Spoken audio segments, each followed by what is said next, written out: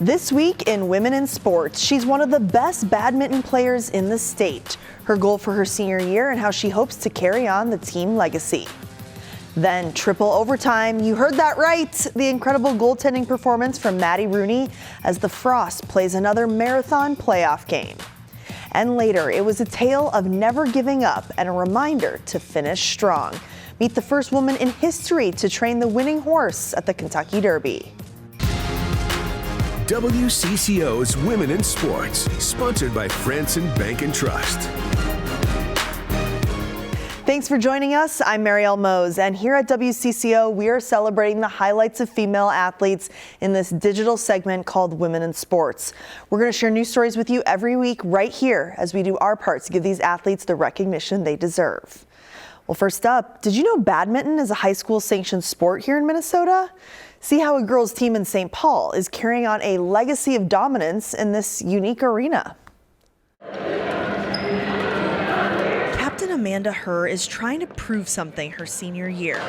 She wants a state championship to wrap up her time on the Johnson High School girls badminton team. When I saw my captain win state last year, Sume, she won state champ last year, and I was like, well, I want that for myself as well, you know.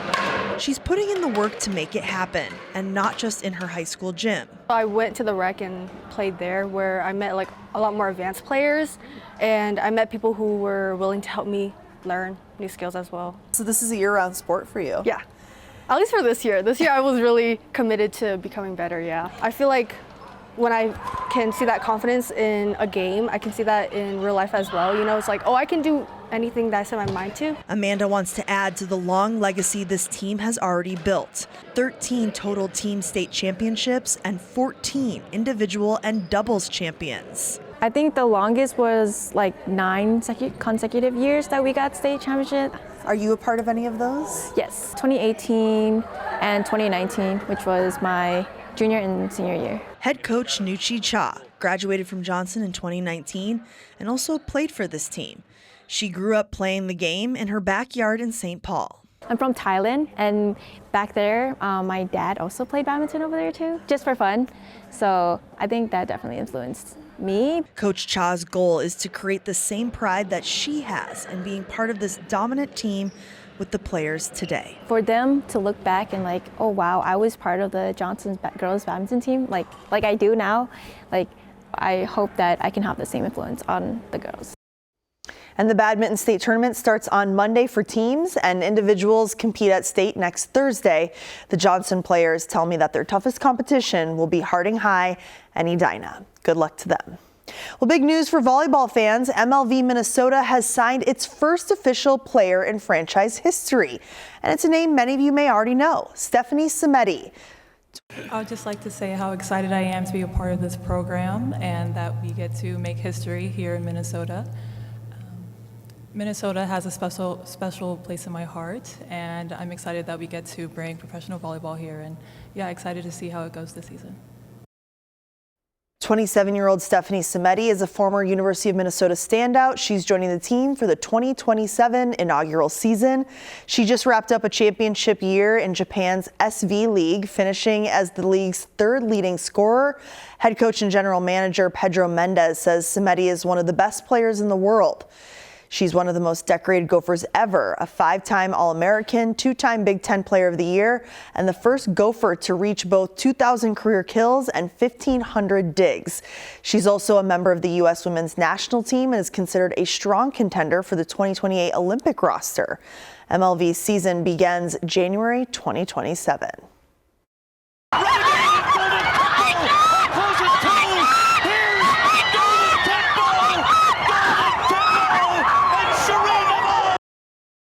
Oh my gosh, the emotion through the screen there. I love it. Well, this year's Kentucky Derby was a tale of never giving up and a reminder to finish strong. After running dead last, Golden Tempo made a stunning drive to win it all on Saturday. The thrilling victory not only put Cherie Devaux in the winner's circle, but also in the history books. She's now the first and only woman to train the winning horse at the Kentucky Derby. Earlier this week, she sat down with CBS Mornings to talk all about it. Take a look. So what I love about, first of all, there's so much I love about your story, including your reaction as Golden Tempo made its way to the finish line. But I also love that you just started this stable, is that what they call it, 8 years ago? Right.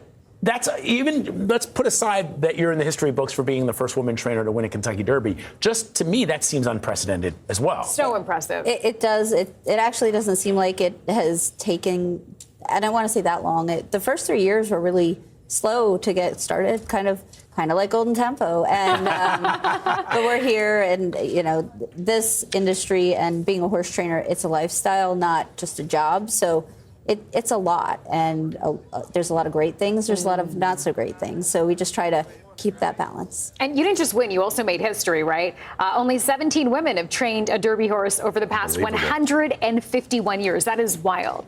You are the first woman to do that. I mean, how does that feel? Well, I've always just said I'm a horse trainer that happens to be female. And I really tried to think about what that meant now that we've won the Kentucky Derby. And it's an honor, honestly, to just be that person that other women, young girls can look up to. And, we are underrepresented in the industry, and I'm not sure why, but hopefully that changes. With you, yes. Yeah, with you for sure. So can we talk about Golden Tempo? Yes. What kind of what's his temperament? What's he like? What is he not like? Like, just give us a sense of. So he is like a really cool, calm customer, which 3-year-olds, 2-year-old, 3-year-old horses, colts. They can be very rambunctious. There's like a locker room full of young kids, if you can imagine that. Teenage boys. So they're a little bit mischievous, but he's got such a great personality, and I think that's one of his biggest attributes. He's obviously an elite athlete, but his personality is, it kind of takes it all in. The hoopla of the Derby, there's 150,000 people, fans, and didn't turn a hair, and then after the race, he likes to sleep a lot, so he took a big nap. And don't we all? Yeah, exactly. And so he was happy to greet everyone, and some fans came and took pictures with him, and he didn't take anyone's arm off, which can definitely be the case with a lot of them. This is such a wild and unpredictable sport in so many ways. Were there any parts of this journey for you that were surprising that people wouldn't know about? Well, I tell people that it took me 11 months to win my first race, and I was one of the main assistant trainers for the top barn in this country. So I went from having, that adrenaline rush and having purpose, and then it's like 11 months I'm sitting around. We were racing, but it's just like second, third, and then you finally win the race. So it was just felt like a weight had been lifted off. So I mentioned earlier to you, maybe during the break, that the story of you starting your own stable 8 years ago and then winning the Kentucky Derby is amazingly cool. But I didn't also know that you switched careers. You went from training, you became a doctor. I did not become I started my college career in pre-med. I wanted to have a life that afforded horses, because they're not cheap. Right. So I was going to school to be a physical therapist, and my parents, we started off in New York, and then we moved to Florida, and then they went back, and I followed them. And so this kind of just happened. This wasn't a linear journey. I started walking horses. It's called a hot walker. That's the very... love that. Yes. Yeah, it's awesome. I consider myself a bit of a hot walker. You put your hot in hot walker. And then I have ridden horses my whole life, and I wanted to learn how to exercise the horses. That's an exercise rider, and then that evolved into being an assistant trainer, and that's a hard job. Those are the assistant trainers and the grooms are the first ones in the barn and the last ones to leave. And I did that for quite some time, and I met my husband, and I wanted a bit more out of life, and he really talked me into being a trainer. Wow, way to make history, Cherie. Congrats again. The Minnesota Frost are back-to-back Walter Cup champions, and their current playoff run is off to an exciting start already. The Frost had a series lead in Montreal, but it's gone now after Game 2. Another marathon game ended in heartbreak Tuesday. It's just what the Frost do, with 7 straight playoff games going to overtime dating back to last season. Unlike Game 1 with the Montreal Victoire, which had a had 9 goals, this game only had 1.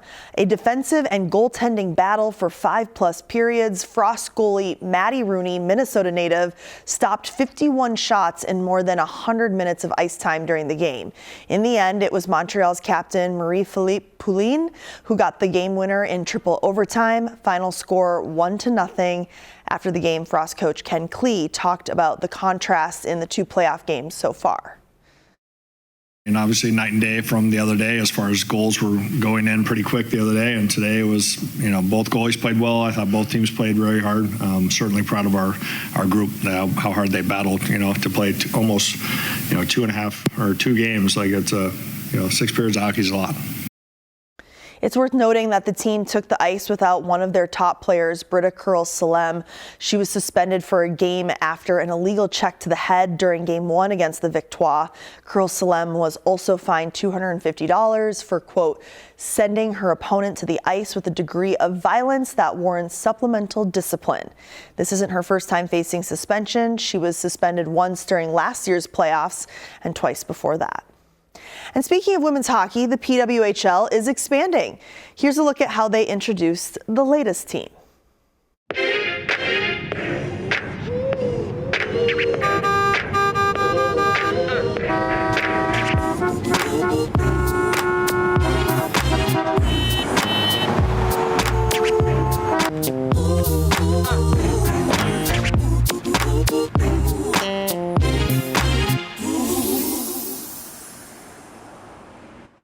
That's right. The Motor City is getting hyped for a hockey team, and we're not just talking about the Red Wings. On Wednesday, the league announced that Detroit will be the first of potentially 4 expansion markets for the next PWHL season. Detroit hosted the league's first neutral site game during its inaugural season in 2024. Little Caesars Arena, which will serve as the new team's home, attracted over 53,000 fans in the league's first national TV broadcast. The PWHL also announced Detroit will host the draft and awards ceremony in mid-June, and the draft will feature highly anticipated prospects, including Olympians Caroline Harvey and Layla Edwards from the University of Wisconsin. That event is set for June 17th. Well, the Lynx opened the regular 2026 season on Saturday, and they'll be doing it without annual MVP candidate Napheesa Collier, who won't resume basketball activities until at least June. She's been riding the bike at practice and trying to bond with this year's team that has a lot of new faces.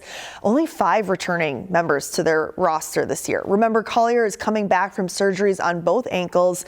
It's been a process. It was tough. I mean, I hurt my first one in August, which was so long ago. So it just feels like I've been doing this process for a long time. And then, of course, I ended up hurting my second one, my last game of the season. And so just trying to see, first of all, like get that one to calm down. So I couldn't even really evaluate my right one. And then, neither of them started getting better. And so I kind of knew in the back of my head, like I'm usually a pretty fast healer. But tried anyway, tried to do the rehab. And it wasn't getting better, so finally saw a surgeon. He's like, it's not going to get better. I was like, that makes sense. And so, yeah, I mean, my first goal was to try to get ready for the unrivaled season. So that's why I was doing the rehab. And nothing was broken, so you felt like, again, just try to see what happens. But, of course, it didn't end up working out that way. And so once I knew I had to have the surgeries, I just switched my mindset to trying to attack the rehab, trying to get back healthy and back on the court for the W season. I think sitting out kind of gives you like a bird's eye view. You get to see stuff that you don't necessarily see when you're in practice. So just trying to use my voice in that way. Obviously, this is my 8th season here, so I also know what the coaches are looking for. We have a lot of new faces, so being kind of the bridge in that to interpret, what the coaches are asking for, trying to say to them like what my perspective is, what has helped me, what I'm seeing. Just trying to be vocal in that way. I'm assuming this season feels different for you emotionally, knowing everything y'all went through during the off season. How does that feel coming to a league now where girls are being paid way more than what they were? It feels amazing, especially because we had to work so hard for it. It just makes it that much sweeter. We were in negotiations for like a year and a half, and so to see that come to fruition, and especially with such a fight at the end, it was just, I feel like a lot of high drama where the season's coming fast, are we going to get it done? So it was like ended on such a high note because we ended up really happy with where it ended. And then to see people getting paid and to see that it was all worth it, it's just really gratifying. And based on the preseason, you can expect number 2 overall pick Olivia Miles to begin this year in the starting lineup. She's a fast, energetic player, and so far Cheryl Reeve has been impressed with her transition to the pro game. I think she's really kind of grabbed a hold of the moment and really wants, to be great for this franchise, and so that's been fun. So she's got a real great curiosity to her. She's been great energy-wise. Her pace, she's got a lot to her game that we're excited about. And speaking of Coach Cheryl Reeve, she has 4 WNBA championships, a gold Olympic medal, and she's been named 4-time Coach of the Year. I had a chance to sit down with her ahead of her 17th home opener on Saturday to have her share some insight into her success. Cheryl Reeve's coaching bug was born as a youth basketball camp counselor during college. I always say it was my aha moment. I didn't necessarily know then how much of an aha moment that it was, but I felt something. And I knew I didn't want to be done with basketball. Her first job in the WNBA came in 2001, making only $5,000. I said, let's go. I'm in. Gave me an apartment. I really made it. 10 seasons bouncing around the W at the assistant level, working for teams that folded, but she never gave up. If it was going to go down, I was going to go down with the ship. And I believed in it that strongly. And thankfully, it's worked out pretty well. That shift in fortune happened in 2009 when she landed her first head coaching role with the Minnesota Lynx and decided she would do something unique at the time. Lay roots, staying in Minnesota year-round. Because you get to learn so much about a community and the ways you can connect with it. A community that became her and the team's well-known, loyal supporters. I'm proud of who our fan base is today and what people think of the Minnesota Lynx and its fan base. I'm super proud of that. And I think, we've kind of done this together. Her 17th season at the helm of the Lynx and her 25th in the W is a special one, witnessing the largest growth in player salaries and equity in league history. We were told so many times that our worth wasn't that great. And this generation is not accepting that. And their courage in the way that they're showing up. With more power in the hands of the players, several standout Lynx made big moves to other teams, leaving just 5 returners. The challenge that I've always enjoyed when you're faced with it is to figure out this new iteration of success. I just know we're going to work really hard to try to make that happen. Catch that and more of our conversation on this week's episode of the Women in Sports podcast. You can find it now wherever you get your podcasts. Well, thanks for watching this week's Women in Sports. I'm Marielle Mohs. I won't be back next week because I'm going on maternity leave, but Amelia Santinello will keep you updated on all your Women in Sports headlines. She'll see you next week.